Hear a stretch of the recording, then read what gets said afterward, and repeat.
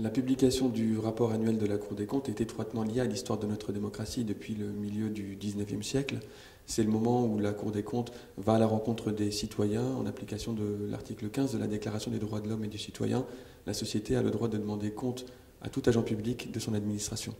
Par rapport aux autres rapports de la Cour, le rapport public a l'intérêt, la grande chance en quelque sorte, d'embrasser tout le champ d'activité de la Cour et non pas de se limiter à tel ou tel aspect sectoriel. C'est un moment, une occasion vraiment essentielle pour la Cour des comptes de montrer qu'elle accomplit sa mission avec la publication de travaux qui sont extrêmement divers et qui permettent d'informer véritablement le citoyen.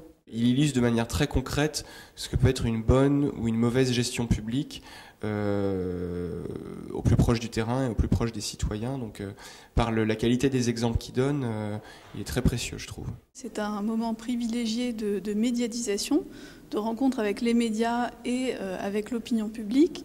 Et c'est l'occasion pour la Cour des comptes de se faire connaître et de partager un lien avec les citoyens à travers cet outil. C'est le rendez-vous qui est vraiment identifié dans le calendrier. On sait qu'au début du mois de février, il va y avoir ce temps fort où la Cour fait un peu le bilan de ce qu'elle a dit l'an passé, en identifiant des nouveaux sujets, mais également en revenant sur des sujets qu'elle a déjà abordés auparavant et sur lesquels elle revient pour constater ou non des progrès de la part des administrations. Au-delà de sa mission d'information aux citoyens, qui est une mission constitutionnelle, c'est également la volonté d'accompagner durablement la réforme du service public.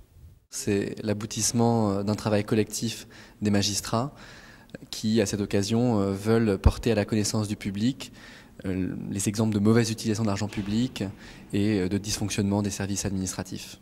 Quand on évoque la Cour des comptes autour de soi, la remarque qui revient le plus souvent, c'est très joli de faire d'aussi gros rapports volumineux, détaillés, très précis sur toutes les politiques publiques, mais qu'est-ce qui en ressort finalement? Quels sont les effets concrets sur les politiques publiques?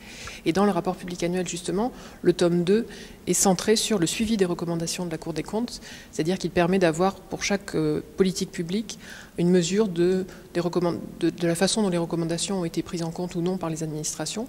Et donc à ce titre, c'est un instrument de mesure du travail de la Cour des comptes et finalement de la façon dont la Cour des comptes peut influer sur l'amélioration des services publics.